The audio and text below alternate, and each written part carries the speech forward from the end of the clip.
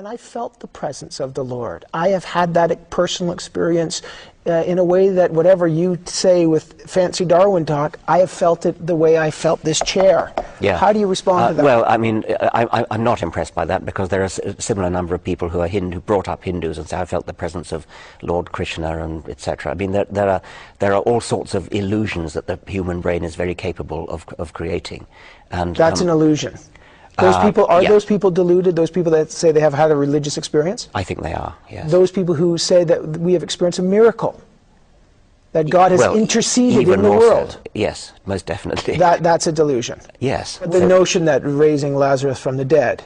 Oh, of course. I mean, that kind of story happens so easily. It happens to this day. There are all sorts of people reporting miracles all the time.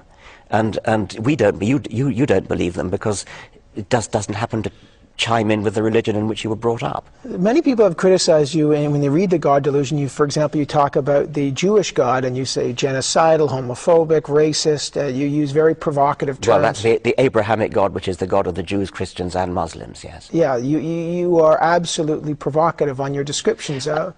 Read Leviticus, read Deuteronomy. I don't need to do any more than just quote. But is that a caricature to take the worst or the most fundamentalist, literalist readings of it, as opposed to the thousands of years of evolution of all of those religions? Two things to say about that. One is that there are many people in this world who do take the Bible or the Quran literally, and literally do think that you should stone homosexuals to death or whatever it might be.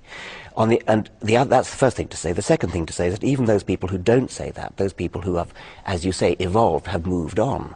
They have moved on for secular reasons. We've now abolished slavery. We now give equal rights to women. We now give votes to women. That's nothing to do with Scripture. That's nothing to do with the Bible. That's come about in spite of the Bible.